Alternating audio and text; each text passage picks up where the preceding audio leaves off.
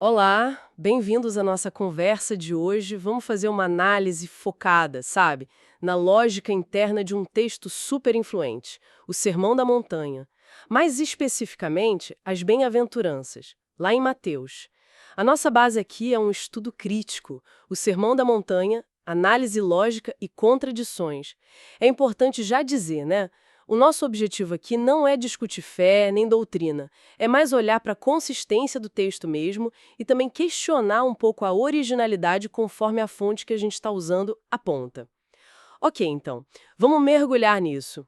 A questão central que essa análise traz é: será que a mensagem das bem-aventuranças ela se sustenta? Assim, quando a gente compara com outras partes da Bíblia e com as ações que são atribuídas à figura central ali do Novo Testamento? Vamos sim. Começando pela primeira bem-aventurança, Mateus 5.3.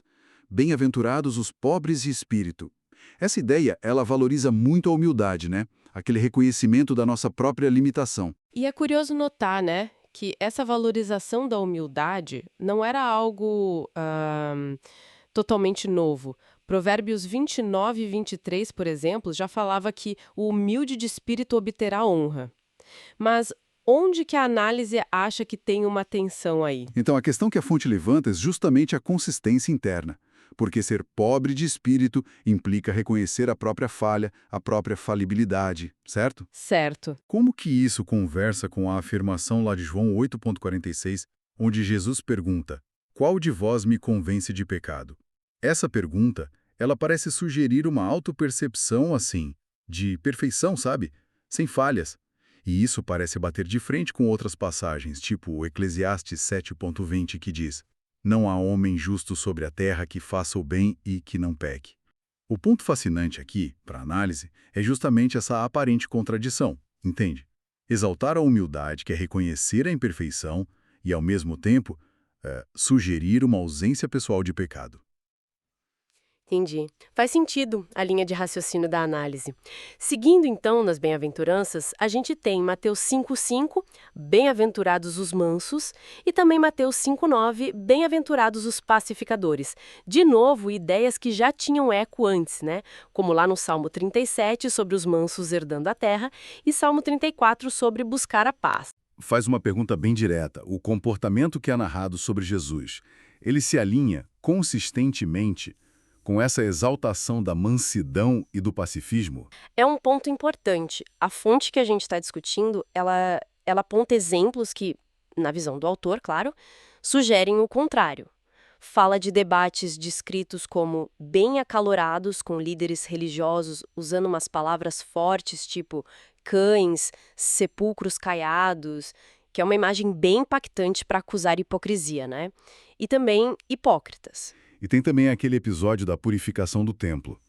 A análise descreve como uma invasão dos átrios e aplicação de violência. E um detalhe interessante que a fonte ressalta é que aquelas pessoas ali, os cambistas, os vendedores, eles estariam, na verdade, facilitando o cumprimento de uma regra sobre o dízimo para quem vinha de longe, sabe? Algo descrito lá em Deuteronômio. Então, o argumento que se constrói aqui é que essa ação específica lá no templo, ela parece colidir de frente com o ideal de mansidão e de ser um pacificador. É isso? Exatamente. A leitura textual que é apresentada aponta para essa desconexão, sabe? Entre o discurso da bem-aventurança e certas ações que são narradas. Isso levanta dúvidas sobre a consistência interna, segundo a fonte. Certo. Vamos para outro pilar importante das bem-aventuranças. Mateus 5:8. Bem-aventurados os limpos de coração, porque eles verão a Deus.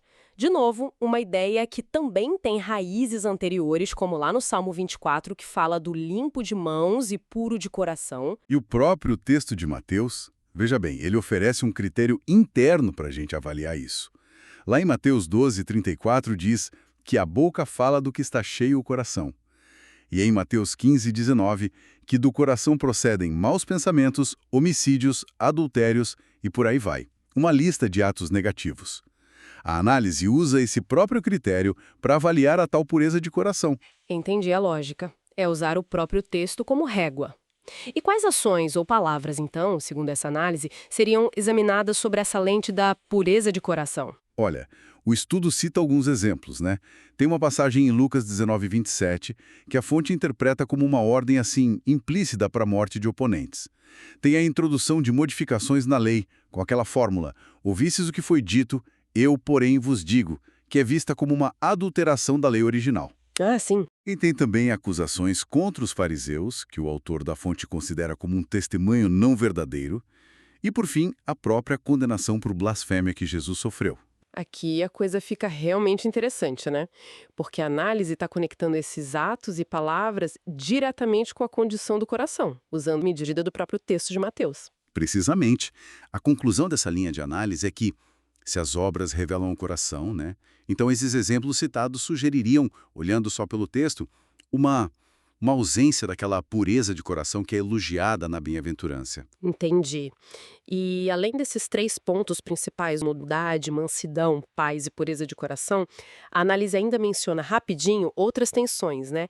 Tipo, o consolo que é prometido aos que choram, lá em Mateus 5,4, versus orações que teriam sido ignoradas. Isso. A questão da misericórdia de Mateus 5,7 versus uma prática que incluiria condenação e a promessa aos perseguidos em Mateus 5,10 por seguirem um caminho que a própria análise está dizendo que talvez seja internamente inconsistente. Exatamente. Se a gente junta tudo isso, a conclusão central que o material apresenta é que a retidão, a justiça, ela não estaria, assim, necessariamente ligada a seguir ou querer em alguém cujos ensinamentos ou vida, como estão retratados no texto, né, apresentem essas aparentes inconsistências lógicas. Essa leitura, bem focada no texto, ela desafia a gente a olhar talvez um pouco além da veneração tradicional. Então, o que a gente tira disso tudo? Fica talvez uma provocação para a gente pensar, né? Até que ponto uma análise focada assim estritamente na lógica interna de um texto pode nos levar a reavaliar figuras e escrituras que a gente considera fundamentais?